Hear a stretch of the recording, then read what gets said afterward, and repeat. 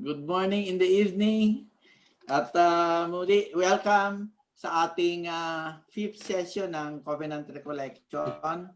Ang ating speaker for tonight, siya ay isang household leader dito sa ating MFC East Area Chapter 3. So let us welcome our brother Paeng Peñafiel.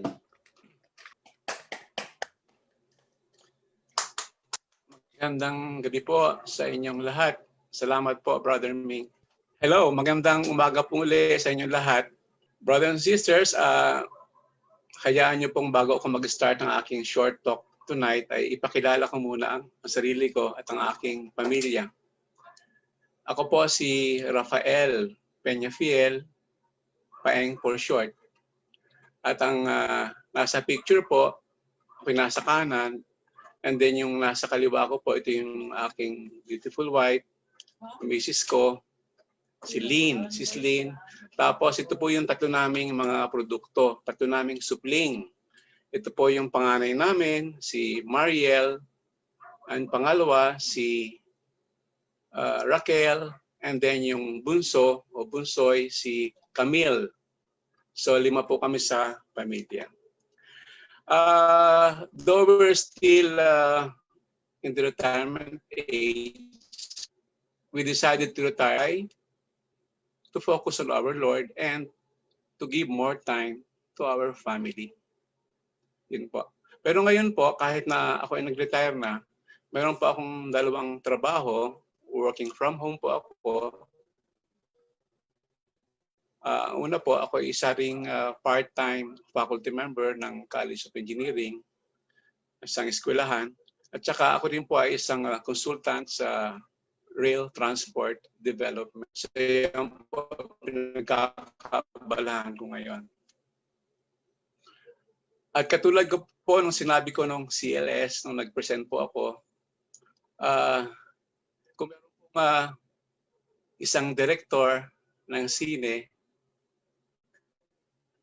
o isang producer kaya ng pelikula na magtatangka na isabuhay ang aking talambuhay, eh sigurado pong malulugi sila. Malulugi sila. Bakit po? Kasi po sa pagkakaalam ko, mga ipis lang po ang napatay ko at saka itong mga langgam, mga peste sa bahay, siguro yung anay, yun lang po ang napatay ko. At sa abot po ng aking kaalaman, wala pa akong inagrabyadong tao. And most importantly, isa lang po ang babae ko sa buhay. Siya lang po ang nakatabi ko sa buong buhay ko. Nakatabi sa pagtulog. Yan po ay pinagyayabang. Nagpapatotoo na po ako sa inyo this early na I'm living a Christian life. Yun po ang patotoo ko sa inyo. Eh kasi po naman, yung pong si Sister Lynn, Mrs. ko, eh nakilala ko po siya when life was still slow and oh so mellow. Isa po yung linya ng awitin. Kami po ng Mrs. ko ay classmates ng grade 5 at saka grade 6. Kaya sinasabi ko po sa inyo, grade 5 pa lang, nakilala ko na ang Mrs. ko. And then, kung ako pa bibigyan ng pagkakataon na if I were to live my life again, I'm going to follow the same path.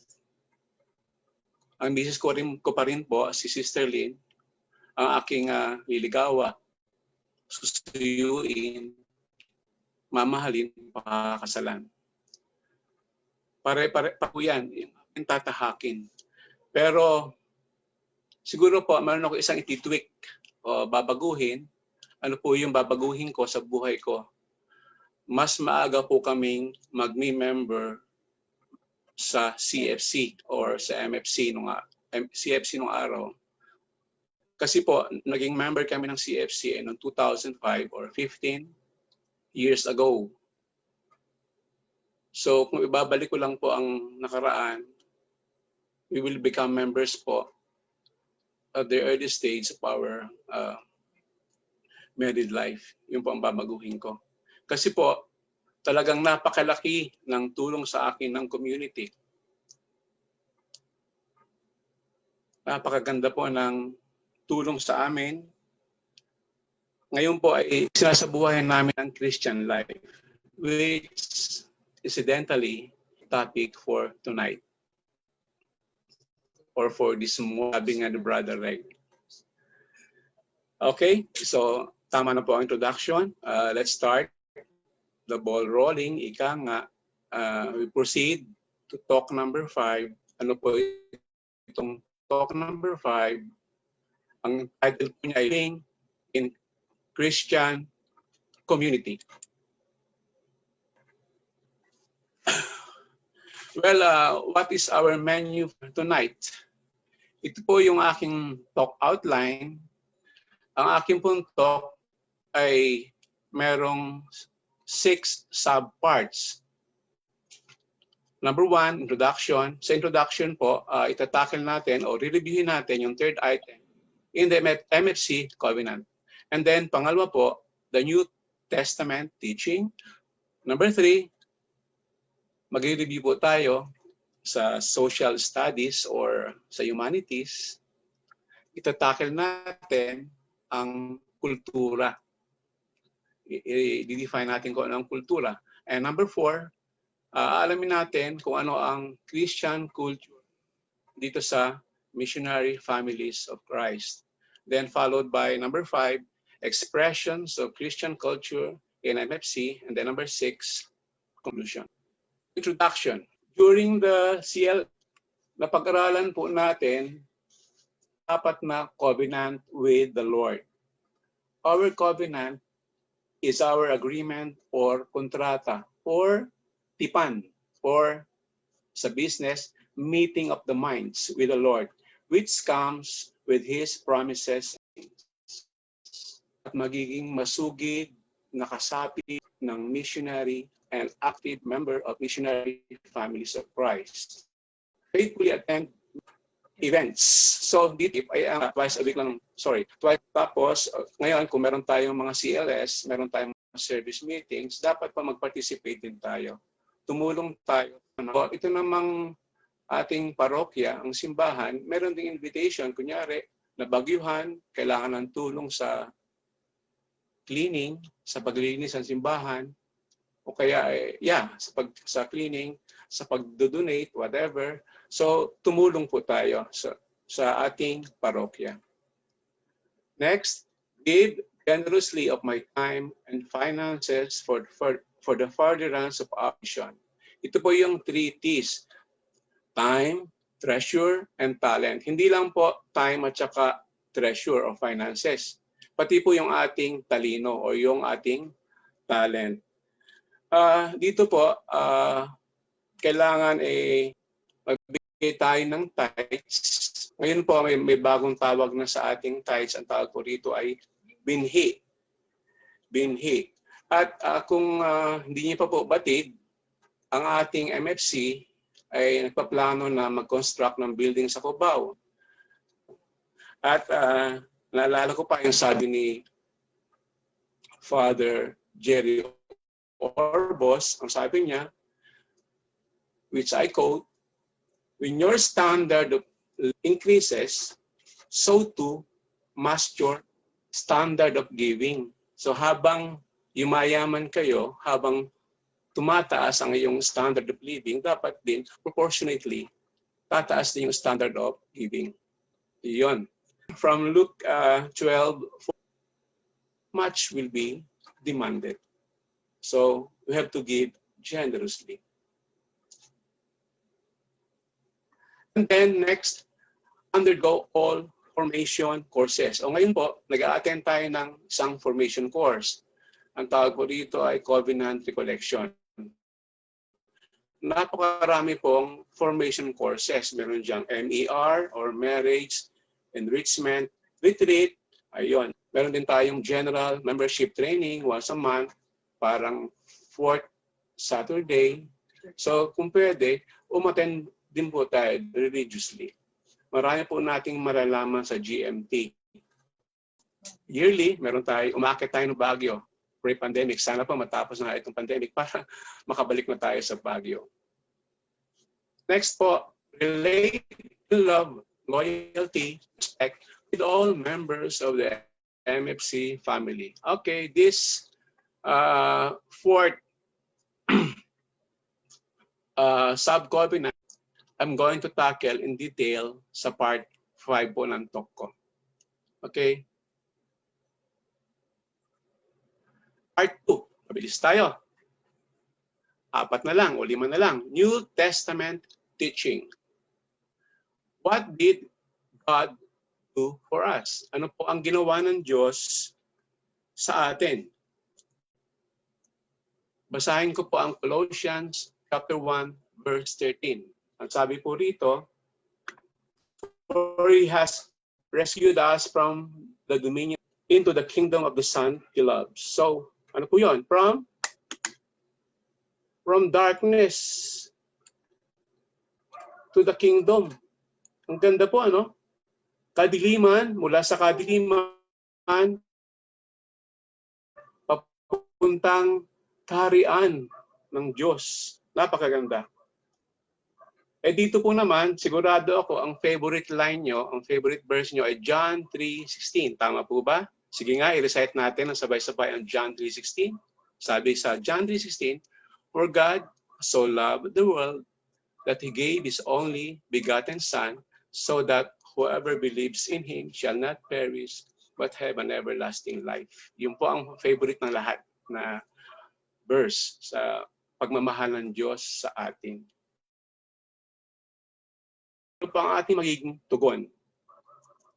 We were given instructions for Christian living. Basahin po natin ang Ephesians po rito. So, I tell you this and insist on it in the Lord. You must no longer live as the Gentiles do, in the futility of their thinking. They are darkened in their understanding and separated from the life of God because of the ignorance that is in them due to the hardening of their hearts. Hardening of their hearts. Yan po ang sinasabi sa Ephesians chapter 4, verses 17 and 18. Christians, because of our new birth in Christ, are to be a new people. God's people with a new way of life, which is in harmony with God's nature and purposes. We are not to share in the kind of immoral lifestyle which non-believers follow. So ano po yung Gentiles? Ano po yung Gentiles? Yung Gentiles po are the non-Jewish people who were not descendants of Israel. Yung po yung Gentiles. Symbolically, the Gentiles mentioned in this context are those people who are separated from God. Yung po yung Gentiles. Kapag ikaw ay wala sa Diyos, ang tawag sa iyo Gentile, symbolically. And then, basahin din po natin ang Ephesians chapter 4, 22-24. Ang sabi po rito, you were taught with regard to your former way of life to put off your old self, which is being corrupted by its deceitful desires, to be made new in the attitude of your minds, and to put on the new self, created to be like God in true righteousness and holiness. Yan po ang Ephesians 4, 22-24.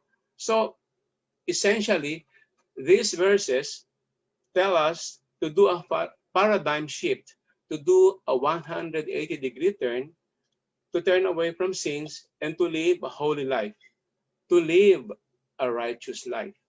Yan po ang sinasabi sa Ephesians chapter 4, verses 22-24.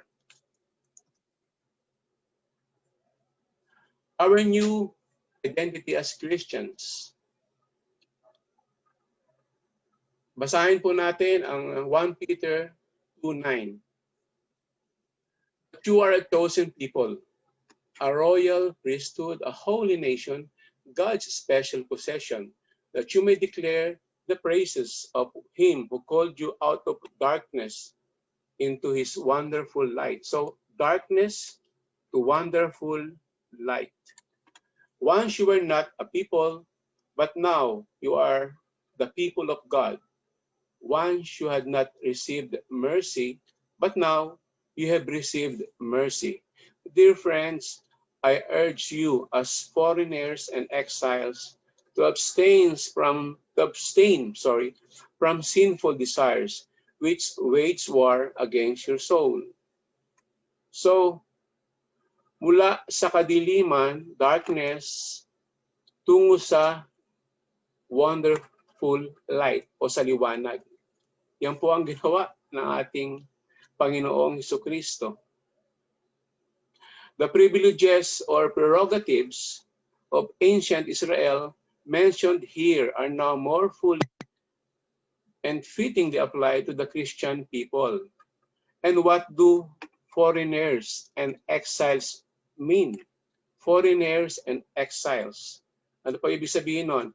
We live in the midst of other people whose way of life is different from us. We are resident aliens, subject to the laws of a country but also a nation apart, bound by a separate culture. We are followers of Christ. We are a nation set apart. Thus, we are to have our own culture o kultura. Kailangan po meron tayong sariling kultura. At alam niyo po ba kung saan ang ating citizenship?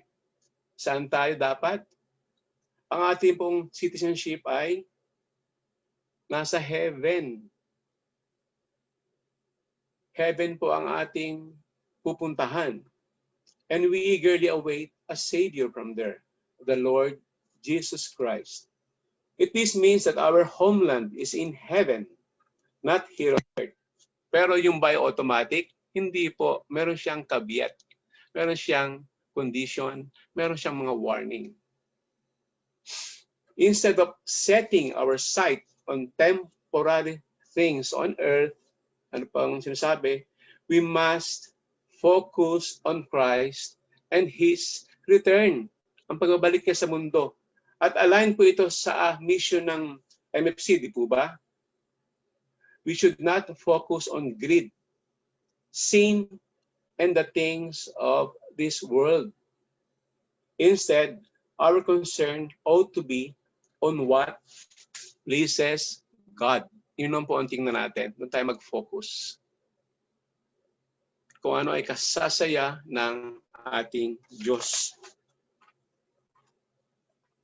Next, very fast, number 10 na po tayo. Kultura. Ngayon po naman, mag-review tayo ng kultura. Ano po ba ang culture o kultura? Culture is the way of life of a people. Ang kultura po ay binubuo ng beliefs or paniniwala, values o pinapahalagan sa buhay, social structures or panlipunang struktura, customs or kaugalian, and expressions or pagpapahayag. Christianity is a culture. As a natural consequence of Christian beliefs and values, Christians ought to have a distinctively Christian way of life that reflects and supports such values and beliefs. We ought to be distinguishable from other worldly cultures. In fact, Christianity is counterculture. You can be Christian and Filipino or Indian, African, American, but we are Christians first and foremost. Ano po ba yung counterculture? Balikan natin yung counterculture. Medyo mahiwaga yun eh. Counterculture. Ang ibig po sabihin yan, kung ang ibang tao ay papuntang timog, ang MFC people, tayo po dapat ay papuntang pasaan? Hilaga. Kung ang ibang tao, ibang kultura, worldly culture, ay papuntang kanluran, saan po pupunta ang miyembro ng MFC o ang mga Christian? Saan po? Kung sila ay sa kanluran, tayo ay sa east o sa silangan. Yung po ang pupuntahan natin. Let me explain this thing by citing a true-to-life example. Makinig po kayo. Ito po ay totoong nangyari. Nung pong bata pa ako, siguro early high school, meron pong isang kamag-anak ako o isang kaanak na meron siyang kadebate, isang kaibigan niya, nagiinuman sila. Eh syempre po ako naman, nakikitawa lang, nakikihangka, hindi po ako umiinom para ba nakikipulutan lang. Sabi ko nga kanina, I was still a tender and callow fellow. Wala pa akong wisdom, wala pa akong maturity. So ang pinagtatalunan po nila ay ano? Yung isa, sugarol, suga pa sa sal. Yung isa naman, manginginom, lasenggo. Ang pinagtatalunan nila, ano ang dapat gawin? Mag-inom o magtawa. Maganda yung dialogue nila eh. Ang sabi ng isa, oy, maganda ang sugal. Kasi nga, dahil sa sugal, nagkaroon ako ng bisikleta. Hindi ko po makalimutan yon. Eh sabi nung manginginom, eh asan na yung bisikleta mo ngayon? Di ba naibenta mo rin dahil sa sugal? Ah, ganun. Ay ako pag meron kang bagong kaibigan na dumating, sa mga sa sugalan ba o sa inuman? Di ba sa inuman? Eh di, tawanan sila.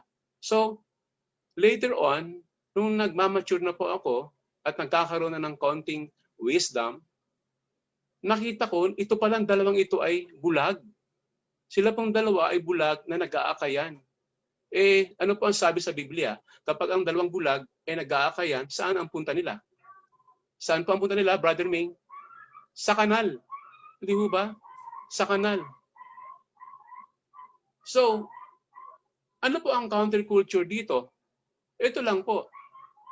Kung ang kultura sa kanila, yung ibang tao ay paramihan ng bote na tinutumba o paramihan ng panalo, ang kultura po sa MFC, ang ating counterculture ay paramihan ng kapitulo at bersikulo na nababasa sa Biblia at ang pagkasabuhay ng mga nilalaman nito. Di po ba? Kung ang kultura sa kanila, sa ibang nasyon o sa ibang community, ay paramihan ng babae, paramihan ng mga kabit siguro, paramihan ng chicks, pinagmamalaki nila yon. Ang ating kultura po sa MFCI, paggalang sa babae at faithfulness sa ating asawa. Yan po ang kultura natin, MFC. Yun po ang counter culture. Kung ang kultura sa kanila ay pro-death sila, ano po yung death? Bago lang yan, lecture ni Brother Ansel. Yung DI, divorce.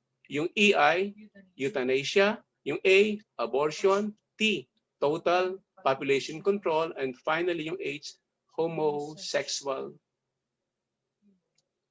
Ayun. Homosexual. Yeah. So, kung sila po ay ganon, pro-death, tayo po ay pro-life. Pro-family. Yun po ang counterculture. Next.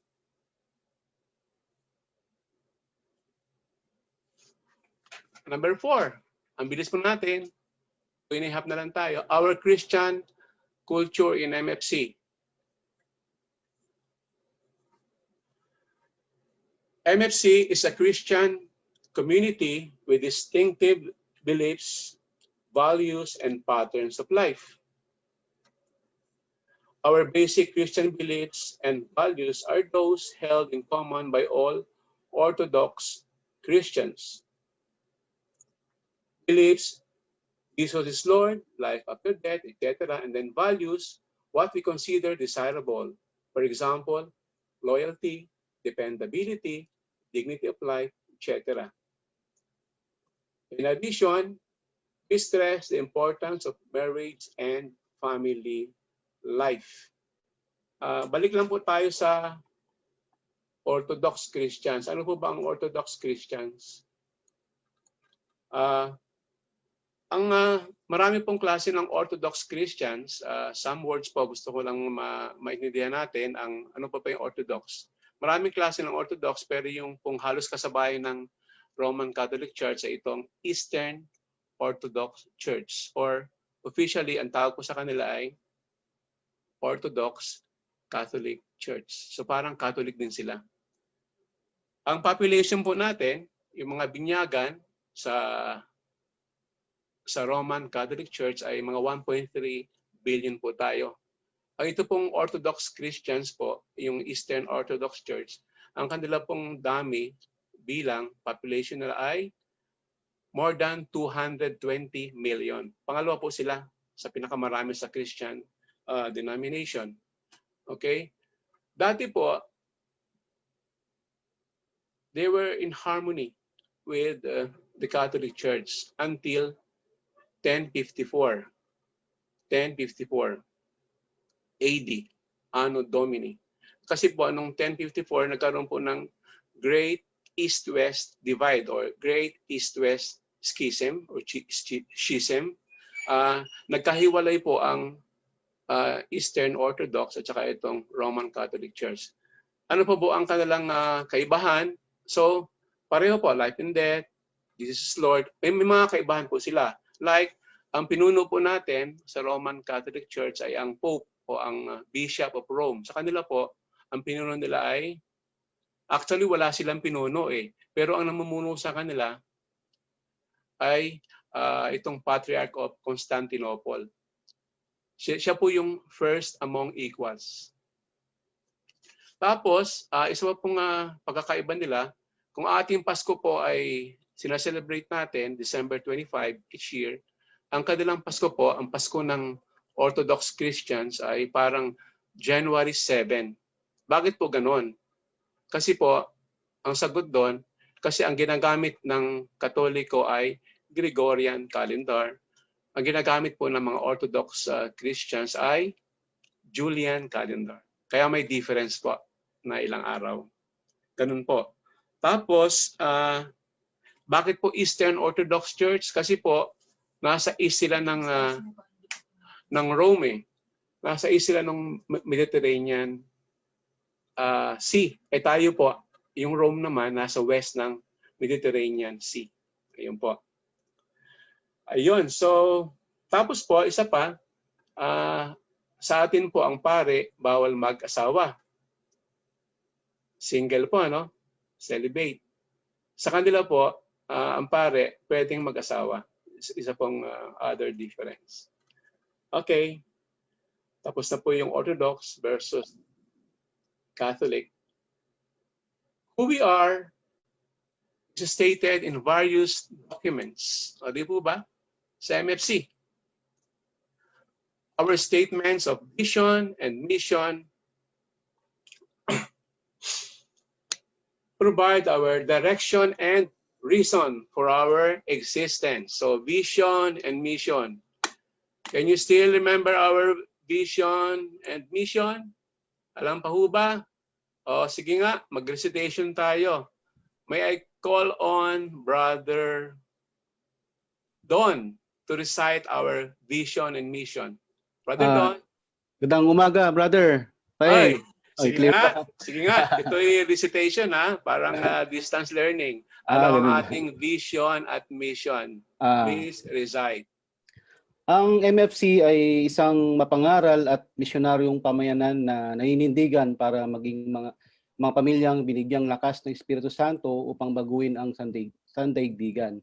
So ang ating mission bilang MFC ay pinagsisikapan natin ang kabanalan sa buhay habang naninindigan tayong pagpapanibaguhin ang pansamantalang kaayusan sa pamamagitan ng ating gawain sa mga kapuspalad, ating gawain para sa katarungan at ng ating gawain sa buhay.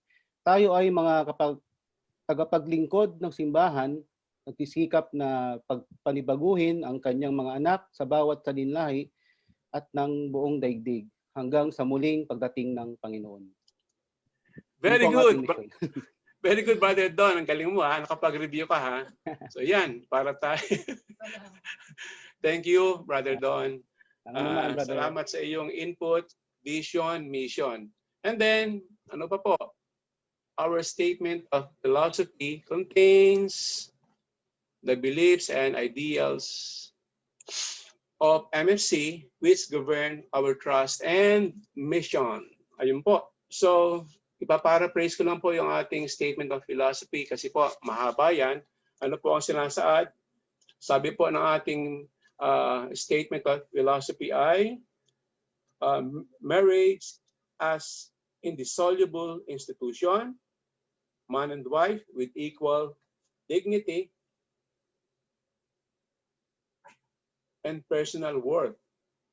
Parents' responsibility to educate their children, the family's obligation to share in the life and mission of the church through what? Through prayers, evangelization, and service to others, servisyo sa ibang tao, sa ating neighbors, especially the poor, yung mga may hirap. Gusto ko pong i-emphasize yan. Service to others, especially the poor, yung may hirap na tao. Yung pa ating statement of philosophy. Next. 5. Dalawa na lang. Expressions of Christian culture in MFC. The way we relate to one another. Next, honor and respect. Ito pong honor and respect naman should be the norm rather than the exception at all times. Honor and respect, ulitin ko lang po, should be the norm rather than the exception at all times. At ito po naman ang kagandahan sa ating MFC. Decency po ang nangingibabaw sa atin. Decency ang kultura sa MFC. Mga disenteng tao po. At meron ba akong good news through the efforts of Senator Subiri. Siya po yung author ng GMRC bill. Ito pong GMRC bill ay batas na ngayon. Ang tawag ko sa kanya ay Republic Act 11476. Napirmahan na po. So, yung pong GMRC, ano po ang GMRC? Good manners and right conduct ay ibabalik na sa K-12 curriculum. So, magandang balita po ito para sa mga Pilipino. Good manners and right conduct. Loyalty and commitment. We should be loyal and committed to one another and to the body, to the MFC. We are to look out for the good of the other. We should resolve conflicts in the Lord. Yung mga away dapat i-resolve natin. Christian speech.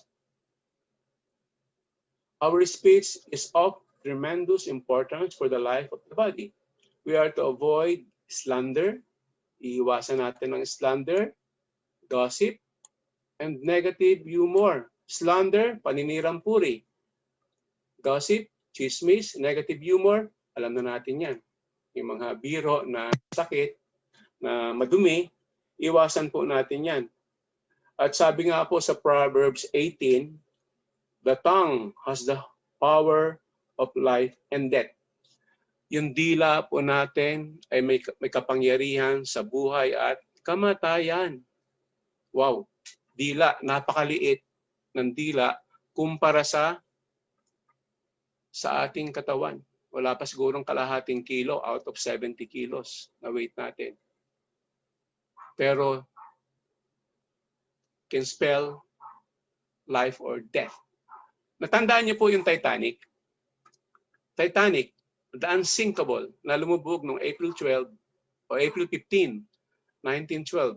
Ito po ay ang Titanic po, ang timbang ng Titanic, yung pong kanyang rudder o yung timon ay 101 tons. 101 tons. 101 tons. Natulilada po yan, ano? Kung titingnan po natin, mabigat yung 101 tons, di ba? Pero ang numero po, tandaan natin, kapag walang comparison, baliwala po yan. Kailangan i-compare natin to some other number. Kung titingnan po natin naman ang weight ng Titanic, the unsinkable, ang weight po ng Titanic ay 52,000 tons. So, biglang lumiit ang kanyang timon kumpara sa total weight, total displacement tonnage ng Titanic. So, ibig sabihin, 500 bahagi. Di ba? So, weight, 500, 5,200 against 101. 520 times, almost. Ano pong ibig sabihin nun? So napakaliit nung timon na kapag mayroong human error, kapag nagkamali ang kapitan, pwede pong dalhin ang barko sa New York. Kasi po yung Titanic ay nagbiyahe papuntang from Inglaterra sa Liverpool, England, papuntang New York. Ay dahil po sa human error, nagkamali ng pagtimon, ano po ang nangyari sa Titanic? Bumangga sa isang malaking iceberg. So sana, kung maganda ang kanyang paggiya, ang napuntahan sana ay New York, ang kanyang ultimate destination. Pero ang kanyang napuntahan ay death. Bumangga siya sa iceberg at ang nangyari, namatay ang 1,700 out of more than 2,200 passengers. So yan po, dila can spell life or death. Yung dila po, kahit maliit lang po yan, maliit din yung timon, pag-iingatan natin. I-drive po natin, i-bridle natin ang ating dila. Imaneho natin ang ating dila, itimo natin ang ating dila para hindi tayo makasira ng tao, ng ating kapwa. Next, our speech must be gracious. Sabi nga po sa Colossians 4:6, let your conversation be always full of grace, seasoned with salt, so that you may know how to answer everyone.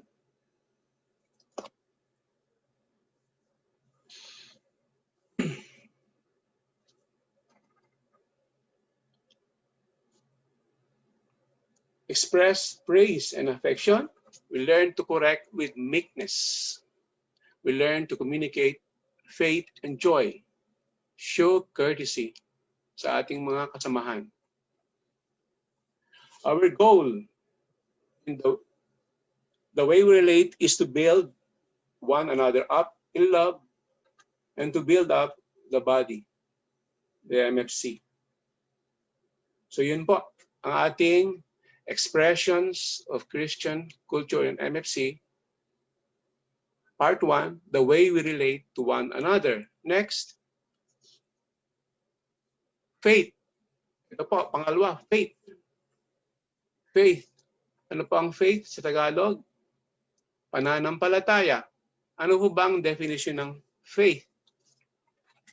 Ang sabi po sa Hebrews chapter 11, verse 1, faith is confidence in what we hope for and assurance about the things we do not see. We are to be men and women of faith. We ought to have the faith of our ancestors. Ano po ba ang faith ng ating ancestors? Ano po ba? By faith, si Abel po, brought God a better offering than Cain or si Cain. And he was commended as righteous. Mas maganda po ang mga offering ni Abel kaysa kay Cain. So anong nangyari po? Si Cain nainggit. Anong ginawa niya? Pinatay niya si Abel. So sa istorya po ng sangkatauhan, ang unang namatay na tao ay si Abel. Pero kahit po namatay siya, sigurado tayo na siya ay nasa langit, kasama ng ating Panginoon. At sa history din ng sangkatauhan, ang unang murderer at ang unang pinanganak ng babae ay si Cain. Siya yung unang pinanganak ng babae kasi si Eva naman nanggaling lang sa kanyang tadyang, si Adan. Unang pinanganak ng babae si Cain, siya rin yung unang murderer. By faith, si Enoch, was taken from his life so that he did not experience death. So, si Enoch po walked with God. Hindi po siya namatay. Kinuha po siya ng Diyos. Yun po siya po ay isa sa dalawang tao, sa dalawang human beings na hindi namatay, kinuha ng Diyos diretso sa langit. Kinuha ng buhay. Eh sino po si Enoch? Siya po yung great-grandfather ni Noah. Di po ba? Great-grandfather ni Noah. And also, by faith, Noah, in holy fear, built an ark. Di ba? Gumawa siya ng isang arko sa gitna ng kalupaan. Ay napakalayo ng dagat. Hindi naman umuulan. Eh nangyari sa kanya? Pinagtawanan siya ng mga tao niya, ng mga tao. Ba't ka gumagawa ng arko, ng barko? Eh, wala naman sa dagat. Wala tayong dagat dito. Hindi naman umuulan. So, nilait siya, pinagtawanan siya. So, dahil lang sa kanyang faith, tinapos niya ang barko. And then, as we know, umulan ng 40 days and 40 nights. At nagunaw ang mundo, namatay ang tao, kasama na doon yung lahi ni Cain, at ang nabuhay lang ay ang lahi ni Noah. Di po ba?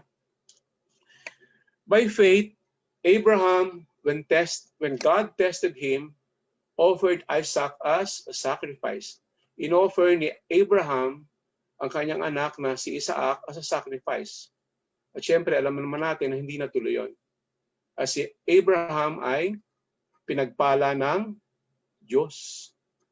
By faith, the people passed the Red Sea. Di ba? Tumawid ang mga tao sa Red Sea dahil kay Moses.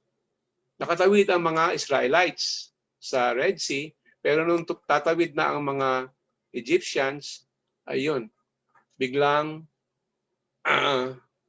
silang inanod naging isa uli ang dagat at inanod sila. So, yan po ang faith ng ating mga ninuno.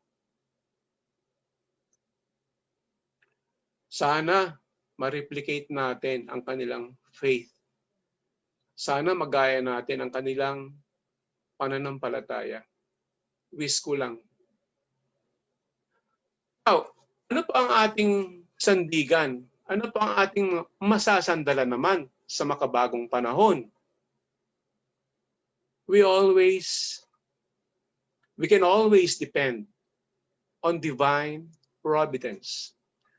Basahin po natin ang Luke chapter 12 verses 22-31. At this point, pwede bang i-request ko ang isang brother natin, si Brother Alvin. Brother Alvin, pwede bang pakibasa itong verses 22-31? Okay po, brother. Good morning po, brother and sister. Good morning and good evening. Pakibasa. Good evening. Luke chapter 12, verse 22-31. Then Jesus said to his disciples, "Therefore I tell you, do not worry about your life, what you will eat, or about your body, what you will wear. For life is more than food, and the body is more than clothes. Consider the ravens. They do not sow or reap. They have no storeroom or barn. Yet God feeds them. And how much more valuable you are than the birds. Who of you, by worrying, can add a single hour to your life?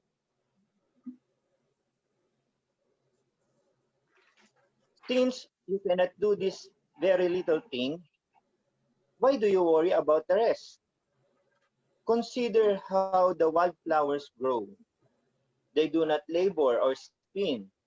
Yet, I tell you, not even Solomon in all his splendor was dressed like one of these. If this is how God clothes the grass of the field, which is here today and tomorrow is thrown into the fire, how much more will he clothe you, you of little faith?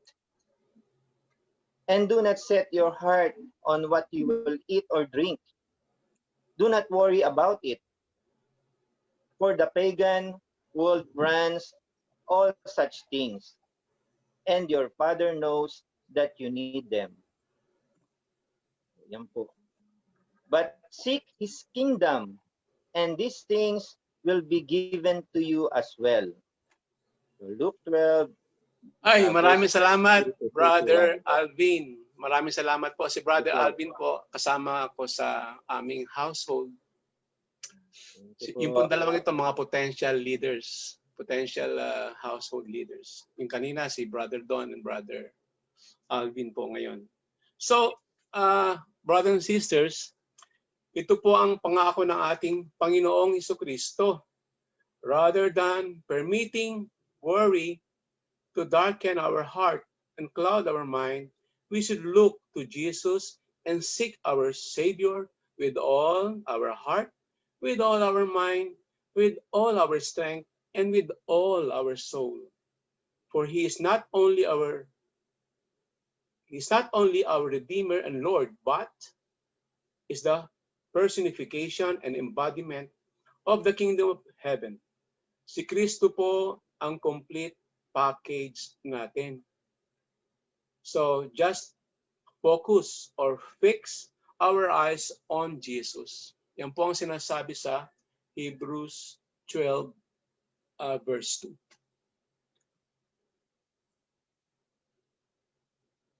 Prayer and scripture.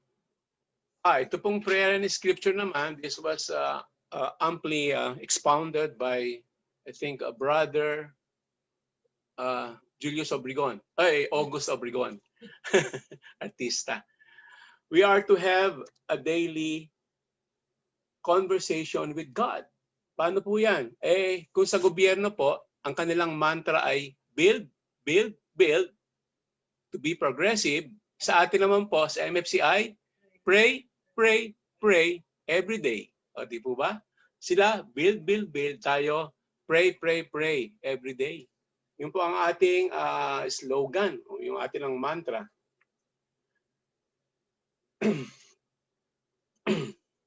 Dasal po tayo sa umaga, sa tanghali, at sa gabi. O kahit anong oras, bago ang short or long trip at pagkatapos nito.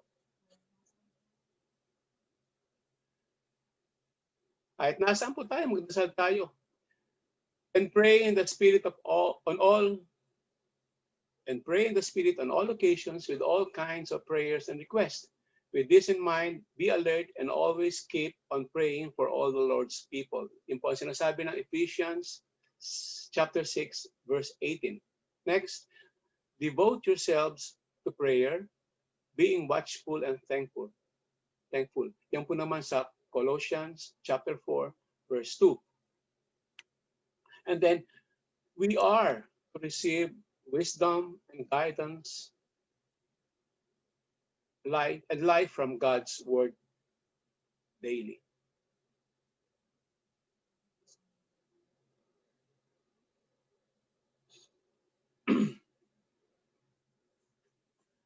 Let the message of Christ dwell among you richly as you teach and admonish one another with all wisdom through psalms, hymns, and songs from the Spirit, sing to God with gratitude in your hearts. Yan po ang sinasabi sa Colossians 3:16a. For the word of God is alive and active, sharper than any double-edged sword. It penetrates even to dividing soul and spirit, joints and marrow. It judges the thoughts and attitudes of the heart. Yun po naman ang sinasabi ng Hebrews chapter 4, verse 12. At bakit po naman sinasabi na buhay at aktibo ang salita? Alive and active. Buhay at aktibo. Bakit? Kasi po, buhay at aktibo ang ating Panginoong Hesukristo. Yun lang po yun. At bakit po naman matalim at tumatagos? Matalim, penetrates. Double-edged sword, matalim at tumatagos. Bakit po? Kasi po, lahat ng salita, lahat ng sinasabi ng Diyos ay totoo. Sabi nga po sa Biblia din, all scripture, every scripture is God-inspired and can be used for teaching, rebuking, or correcting. Pwede siyang ipangaral. Lahat po ng sinasabi ng Diyos ay totoo. Pwedeng ipangaral, pwede pong ipag-correct sa mga kapwa natin na medyo naliligaw ng landas.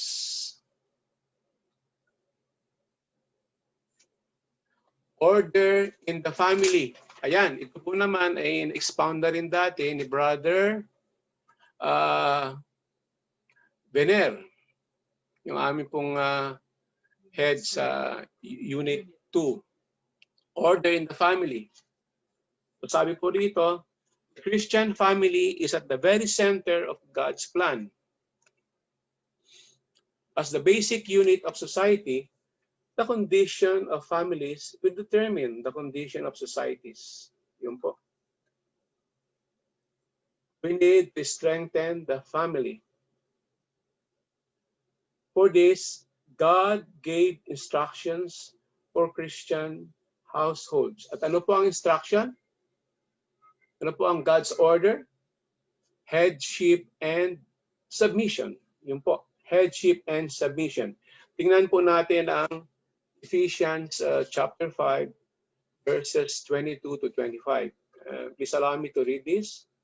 Wives, submit yourselves to your own husbands, as you do to the Lord. For the husband is the head of the wife, as Christ is the head of the church, his body, of which he is the Savior. Now, as the church submits to Christ, so also wives should submit to their husbands in everything. Ayun, ito po, klarong-klaro po ito. Basta pakibasa po, mga mister, mga misis, brothers and sisters. Husbands, love your wives, just as Christ loved the church and gave himself up for her. Yan po ang sinasabi ng Ephesians chapter 5, verses 22 and 25. May dagdag pa po yan. May dagdag pa.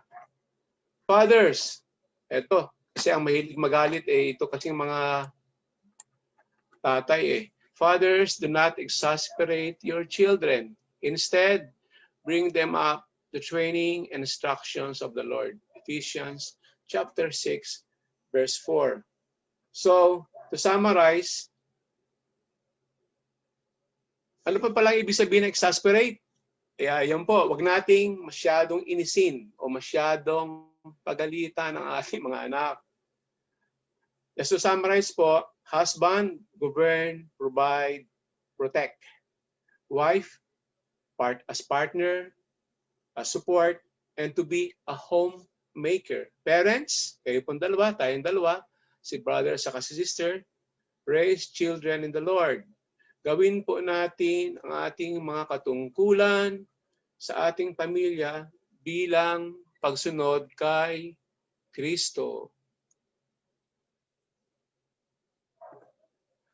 Life as a body. Malapit na po tayo. Mga 2 slides na lang po. We are one body with a common life. Not individualistic, hindi solo, but brethren or bilang mga kapatid. Not pursue holiness, just individually, hindi solo, but also corporately or as a group. Corporately or as a group. One concrete expression is the household. Ito pong household, alam naman natin to, is a place to truly love our brethren. Ating weekly spiritual filling station. Sa household po, tayo nagkakakwentuhan at nagkakahingahan, nakakapag-ventilate ng mga problema natin. Of course, with utmost secrecy. Sikreto lang yon, huwag i-chismis. Ha? Bawal po ang chismis sa atin.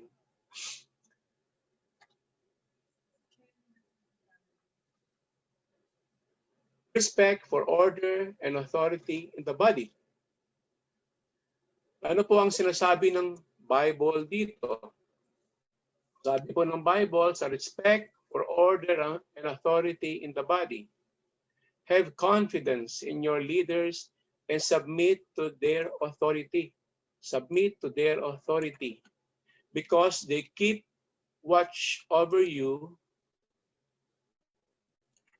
as those give an account. Do this so that their work will be a joy, not a burden, for that would be no benefit to you. Yung po ang sinasabi ng Hebrews chapter 13, verse 17. So, kailangan po natin ng kaayusan at otoridad para mapatakbo ng mabisa at maayos ang MFC. The Lord places various people in positions of authority. We are to obey and respect them. Sundin po natin sila at respetohin kasi po sila yung ating leaders. Obedience, please. Obedience. Christian finance or finance. We have a common responsibility to support God's work.